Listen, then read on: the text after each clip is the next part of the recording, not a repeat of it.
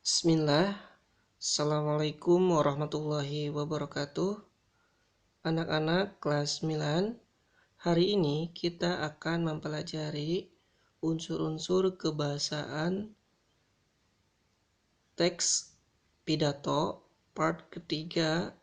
Untuk lebih jelasnya, yuk kita simak video berikut ini.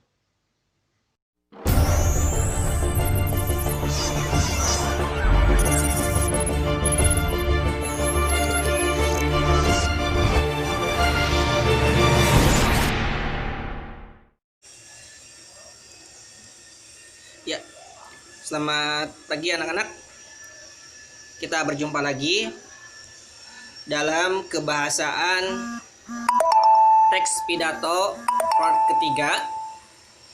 Pada pertemuan ini kita akan membahas mengenai penggunaan kosakata bidang ilmu dan penggunaan kosakata benda abstrak. Nah, kalau lihat dari artinya, kosakata bidang ilmu adalah kosakata yang memiliki bidang keilmuan tertentu untuk memahami maksud atau artinya. Sebenarnya, penggunaan kosakata bidang ilmu itu bahasa simpelnya adalah istilah-istilah yang jarang kita dengar mengenai keilmuan tertentu.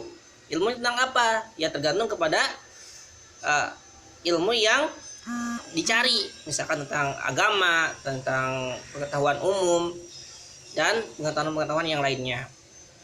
Contoh di sini ada bidang akidah, berarti bidang ilmuwan tentang apa? Bidang keilmuan tentang agama. Nah, ini adalah ketika lihat artinya bahwa kalau akidah ini adalah salah satu ketetapan yang tidak ada keraguan sedikit pun, karena akidah sudah pasti benar karena bersumber dari Allah Subhanahu wa taala.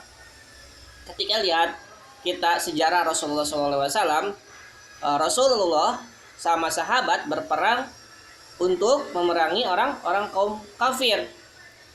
Seperti itu. Demi apa? Demi menyelamatkan akidah pada masa itu. Kemudian fotosintesis. Fotosintesis ini adalah bagian dari bidang ilmu tentang biologi atau IPA. Itu bisa.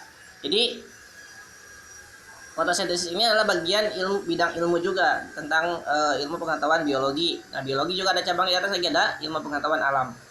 Nah, fotosintesis ini mungkin kalian sudah pernah belajar, bahkan sejak SD kalian pernah belajar. Nah, ini fotosintesis ini adalah proses pembuatan makanan yang dilakukan oleh tumbuhan. Nah, ini adalah bagian dari bidang ilmu. Sebenarnya bidang ilmu itu banyak.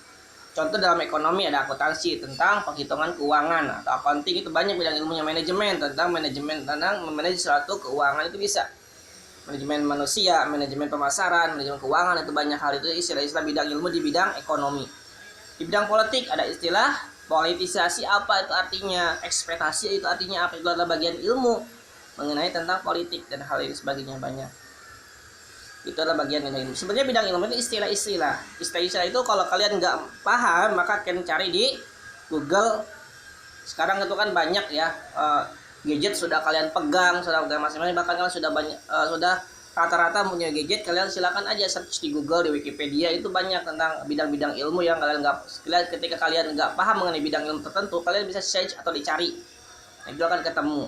Atau juga untuk jelas sumbernya, kalian bisa mencari di kamus ilmiah populer, itu ada di bidang ilmu. Jadi bidang ilmu tertentu itu ada. Kalian bisa mencarinya jika kalian menginginkan atau nggak ngerti tentang bidang ilmu tertentu, untuk menajamkan pemahaman kalian untuk memperoleh suatu ilmu yang lebih luas lagi. Kan kalau kalian semakin banyak kosakata bidang ilmu tertentu, pasti kalian pengetahuan dan wawasan kalian akan semakin luas. Berikutnya adalah kata benda abstrak. Abstrak, kalau dilihat dari abstrak ini, kata abstrak ini sebenarnya tidak terlalu jelas. Atau kalau kita definisikan bahwa kata benda ini adalah kata yang tak kasat mata atau dapat ditangkap oleh panca indera. Nah, jadi gimana ya? Tidak terlalu jelas, jadi tidak dapat ditangkap oleh panca indera. Indera ada beberapa, mungkin kalian sudah paham, ada indera penglihatan, ada indera pendengaran, ada indera penciuman, ada indera perasa, dan indera peraba, dan indera yang lainnya. Nah, contoh kekayaan yang didapat Nabil adalah hasil kerja kerasnya selama 25 tahun. Kekayaan, nah terlalu umum jadi nggak terlalu jelas. Kekayaannya berapa sih? Berapa miliar sih kan kita nggak tahu. Nah, kata kekayaan termasuk adalah kata benda abstrak karena tidak terlalu jelas, ya terlalu umum. Jadi kekayaannya berapa? Misalkan Pak Amir kaya, kayaknya berapa? Jadi nggak kelihatan. Jadi ini termasuk ke dalam kata benda abstrak. Yang kedua, kebaikan. Nah, kebaikannya apa? Terlalu umum. Kebaikan tentang apa? Jadi nggak terlalu jelas. Kata sifat ini termasuk ke dalam kata kerja abstrak. Jadi semua kata sifat bisa dikatakan itu termasuk kata-kata abstrak karena tidak terlihat oleh panca indera atau tidak kasat mata. Berikutnya permasalahan. Permasalahan juga termasuk ke dalam kata kerja, tapi di sini adalah bagian dari kata kerja abstrak karena tidak terlalu jelas dan tak kasat oleh mata. Ini adalah bagian dari kosakata bidang ilmu.